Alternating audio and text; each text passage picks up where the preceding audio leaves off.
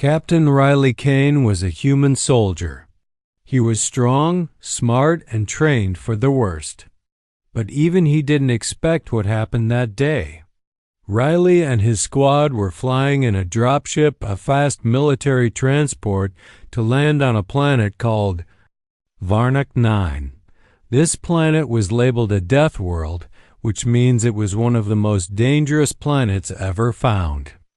Everything on it wanted to kill you: animals, plants, even the weather. Humans didn't usually go near Deathworlds unless they had no choice. Riley's team had been sent there on a secret mission. But before they could even land, something attacked them. Out of nowhere, a missile slammed into their dropship. There was no warning. Just a bright flash of light and a loud, horrible sound as the ship shook violently. Everything turned to chaos. Fire burst through the cockpit, metal screamed, and the ship spun out of control, falling from the sky like a burning comet. The crash was brutal. Riley blacked out. When he woke up, he was lying face down in the dirt. His body ached all over, and there was blood in his mouth. The wreckage of the ship was smoking behind him, and he couldn't see any of his squad mates. They were either dead or lost somewhere in the jungle. He checked his gear. His rifle was still working, but his comm system was broken. No signal, no connection, no help. Just silence and static. Riley was alone. He looked around and realized just how strange the planet was. The trees weren't normal. They pulsed with a strange blue glow, as if they were alive. The air buzzed, not like insects, but like static electricity. And then, from deep in the jungle, he heard a sound, a low, echoing howl. It wasn't like any animal he knew. It was deep, metallic, and full of hunger. He climbed a nearby hill to get a better view. Every step was difficult. The terrain was rough, and the plants moved on their own. Vines reached toward his boots. Branches shifted in the corner of his eyes. It felt like the entire forest was watching him. That's when the ground started shaking. Riley froze. The earth rumbled beneath his feet. Then, crashing through the trees, came a monstrous creature. It looked like a giant insect, 8 legs, thick chitin armor, and a mouth filled with long, sharp bone blades. Its body was the size of a tank, and its red eyes locked onto Riley like a predator spotting prey. It let out a terrifying screech and charged. Riley reacted fast. He aimed his rifle and fired, dodging to the side. The bullets hit the beast but bounced off its thick armor. He rolled, fired again, and threw his last grenade under its belly. The explosion tore through the creature, finally killing it. Its massive body collapsed beside him with a crash. Riley barely had time to breathe. Then, something even worse happened. All around him, the trees started moving. Not just the leaves, but the trunks twisting and shifting. The forest roared. It felt like the jungle was alive and angry. Whatever he had just killed must have been important, because now the entire environment was reacting. He looked up and saw the sky darken as vines reached toward the sun. More howls echoed in the distance. Multiple. Closer. Bigger. Riley knew. He couldn't stay there. He had survived the crash. He had survived the beast. But this was just the beginning. Something bigger was coming. Something deadly. And he was completely alone. Captain Riley Kane was running for his life. After killing the giant creature in the jungle, he didn't have time to rest. The forest itself began to move. Trees twisted. Roots lifted. The very ground shook beneath his boots. It was like the planet had a mind and it was angry. Riley knew he had to get away. He ran through thick jungle vines, jumped over glowing pits, and avoided strange, twitching plants that looked like they might attack. The howls behind him grew louder. He didn't know what was chasing him, but it felt huge, too big for him to fight. Then, ahead of him, he saw something unusual. A steep hill with red, rocky sides. At the top was a crack and opening. A cave. It wasn't much, but it was cover. He didn't think twice. He ran up the slope, slid inside the cave, and fell to the cold stone floor, breathing hard. The sounds from the jungle stopped. The creatures outside didn't follow. It was like they feared the cave. That made Riley even more nervous. Inside, it was dark. But as his eyes adjusted, he saw something strange. The walls of the cave weren't natural. They were carved, like someone had built this place. Glowing alien symbols covered the stone, and cracks pulsed with soft blue light. This wasn't just a hiding spot, this was a ruin. Ancient and forgotten. As Riley moved deeper inside, he started noticing more disturbing things. Scattered across the floor were bodies, not human, but alien. Insect-like creatures with sharp legs and shiny shells. Their corpses were twisted, melted, and burned. Some looked like they had been attacked. Others like they had exploded from from the inside. Then he saw one that was still alive. Barely. The alien's chest was cracked open, and black fluid dripped out. It looked at Riley with small, flickering eyes. To Riley's surprise, it spoke broken English, but clear enough to understand. Human. They took the core. Hive Queen. Woke. Must. Stop. Then it died. Riley stood there, confused and tense. What core? What queen? And who was they? Suddenly, the floor began to vibrate beneath him. He didn't even have time to react. Before the wall behind him exploded, sending rocks flying through the air. Riley dove for cover, coughing from the dust. When he looked up, he saw something terrifying. A monster had entered the cave, but this one was worse than the one he fought earlier. It was made of bones, stitched together like a nightmare. Its body glowed with red fire, and its eyes were like black suns, empty, hungry, evil. It didn't roar or scream with sound. It screamed with feeling. Riley felt the scream hit him like a wave of dread. He wanted to run, to give up, to collapse, but he forced himself to stand. He raised his rifle and fired, even though he knew it wouldn't do anything. The bullets passed through the creature like smoke. Then something amazing happened. A beam of pure white light shot across the cave and hit the creature, blasting it backward.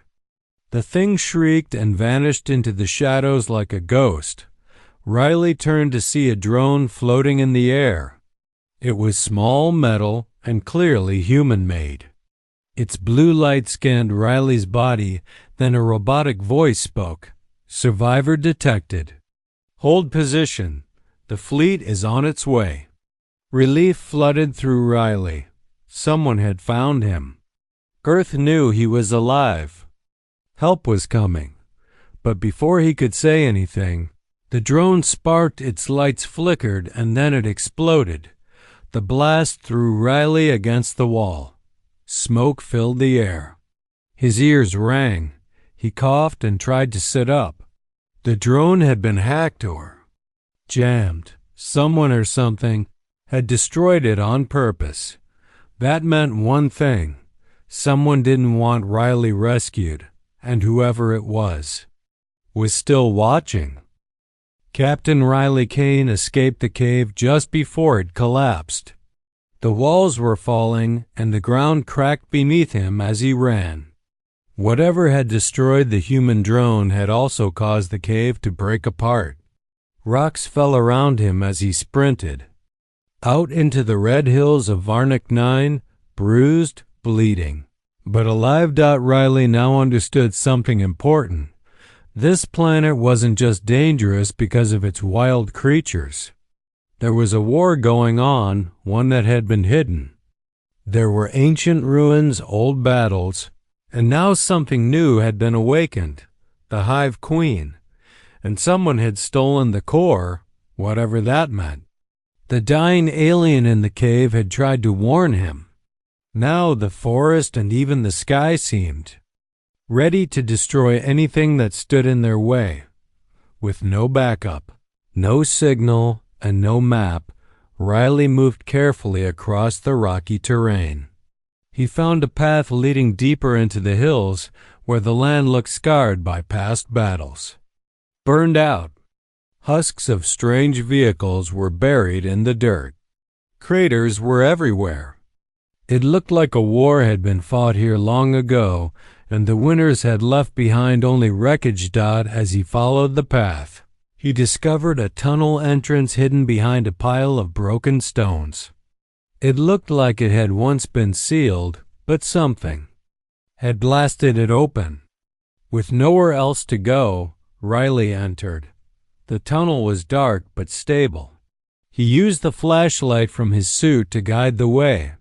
The walls were metal, not stone. This wasn't just a tunnel, it was part of an alien structure. Maybe a base or a hive. Strange symbols lined the sides, glowing dimly as he passed. He moved slowly and quietly, watching for traps or creatures. The deeper he went, the more signs he saw that something terrible had happened here. Burned-out weapons lay scattered across the floor. Pools of dried black blood stained the walls. Riley could feel the heat from old energy blasts still lingering. In the air. Then he reached a large chamber. At the center of the room was a huge orb floating, glowing, humming softly. It looked alive. It pulsed like a heart.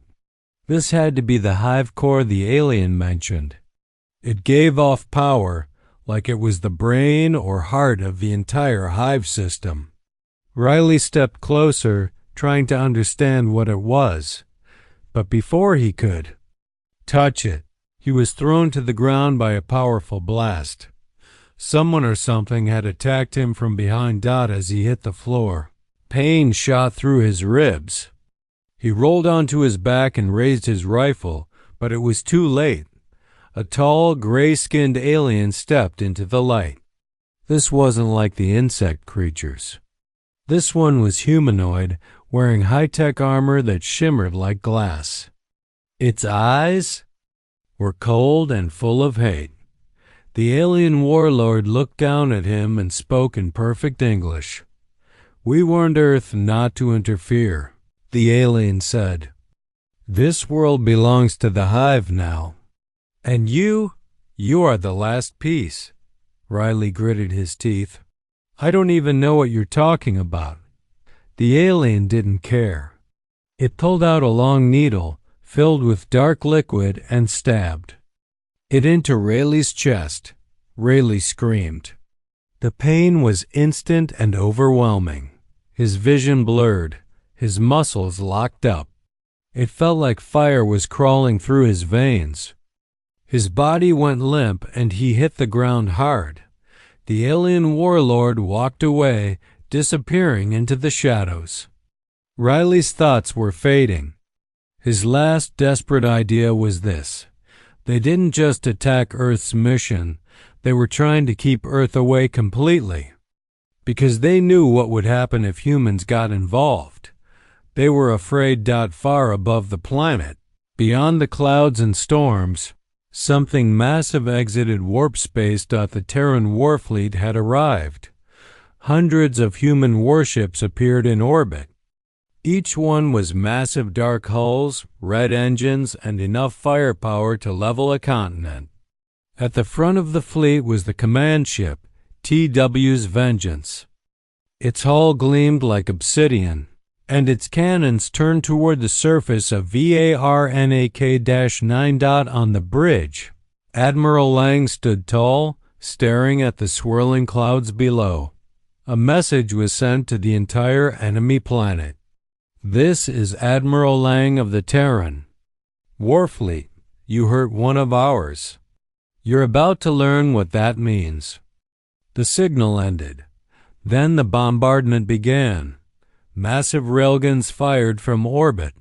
Laser beams lit up the sky. Explosions covered the surface like wildfire. Human ships launched fighters, drones, and dropships. Entire forests burned. Hive towers collapsed. Underground bunkers shattered. The war had officially begun, but on the surface, Riley Kane was still lying in the tunnel, weak and barely conscious. His body was fighting off whatever poison or virus had been injected into him. His armor's medical system worked hard to keep him alive, but he was losing strength fast. Through the haze, he saw the glowing orb again, the hive core. It flickered. The light was fading. Riley realized the alien warlord had damaged it somehow, maybe to keep humans from using it or destroying it. But the core was the key, and Riley was the only one close enough to reach it. Somehow, he pulled himself to his feet. Every step hurt. His vision blurred. But he moved toward the core with all the strength he had left. Meanwhile, human ships continued their assault.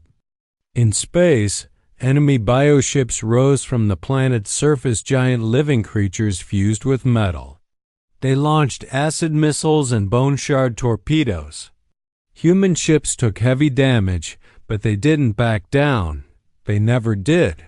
That's because humans had a rule. We don't leave our own behind. And this mission had become clear. Get Riley out, or burn the planet down trying. Captain Riley Kane was dying. The alien warlord's poison was tearing through his body. Every breath burned. His vision was dark and blurry. His hands trembled. But even as pain filled every inch of him, he didn't stop moving. He had one goal left: reach the hive core. The chamber was shaking. The ceiling cracked. Dust fell from above. The battle outside had come underground now. The human fleet was destroying everything on the surface ships, hives, forests, and it was starting to collapse the tunnels too. Riley knew he didn't have much time. He stumbled forward, one slow step at a time. The hive core floated ahead of him, glowing weakly. Its light blinked in and out like a dying star.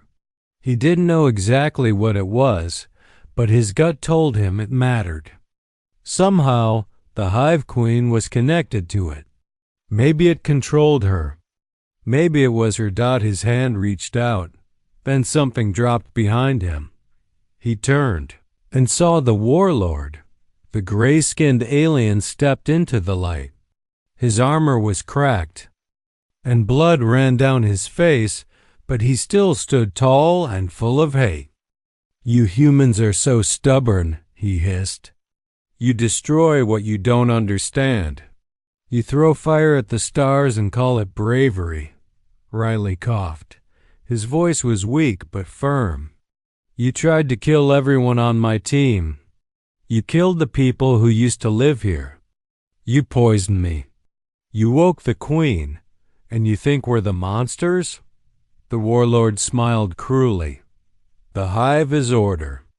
You humans bring only chaos, but now it ends." He raised a strange, bone-covered weapon. It hummed with dark energy. One blast would kill Riley. Riley closed his hand around the hive core. It pulsed, and then everything changed. A bright light exploded from the core. The room shook like a bomb had gone off, but there was no heat, no fire, just power. The warlord screamed and stumbled back, covering his eyes. The light wrapped around Riley like armor, lifting him off the ground. His wounds closed. His body stopped shaking. The poison was burned out of his blood. The hive core wasn't just a machine dot, it was a live dot, and now it had chosen Riley. He landed back on the ground, standing straight, strong again. His armor shimmered with glowing lines of energy. His eyes burned blue. He felt connected to the core, to the tunnels, to the entire planet. The warlord backed away. "No, that's impossible." "You said we destroy what we don't understand," Riley said, stepping forward. "But we also protect what we believe in. And now I understand you're the real threat." Riley lifted his hand, and the hive core fired a beam of energy. Through his palm, it struck the warlord in the chest. The alien screamed as the energy ripped through him. His weapon melted. His armor cracked apart. Then his entire body shattered into ash and vanished into the air. Gone. Riley dropped to his knees, gasping. The core stopped glowing and the tunnel went quiet.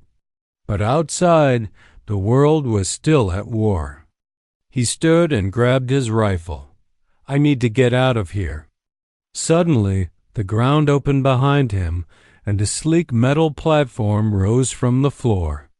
It was like an elevator, guided by the hive's remaining power.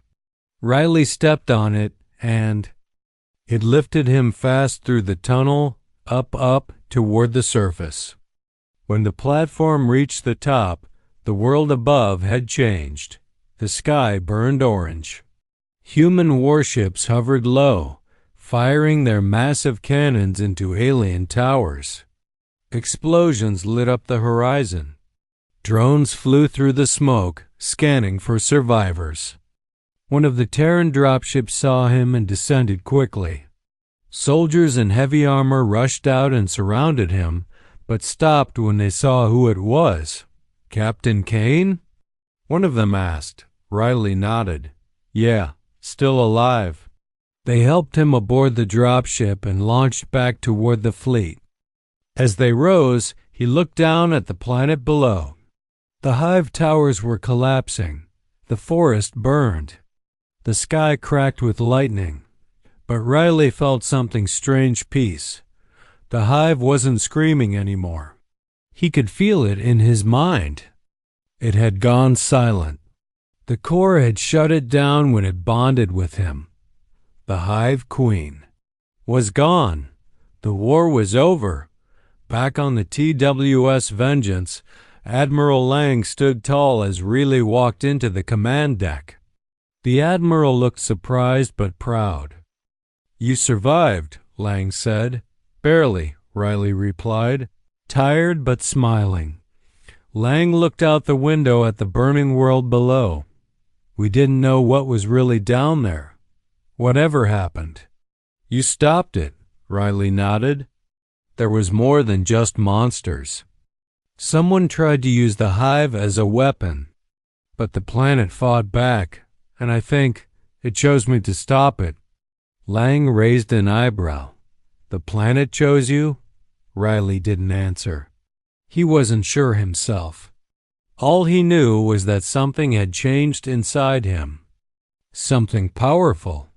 Something ancient. Back in orbit, the last hive bioships were falling. The Terran fleet was winning. But the deeper mystery remained: who built the hive core? What was its true purpose? Were there more of them on other worlds? Riley had a feeling this wasn't the end. But for now, Earth had won, and they hadn't won with words or warnings. They won the human way. When one of their own was left behind, they didn't send a message, they sent a fleet.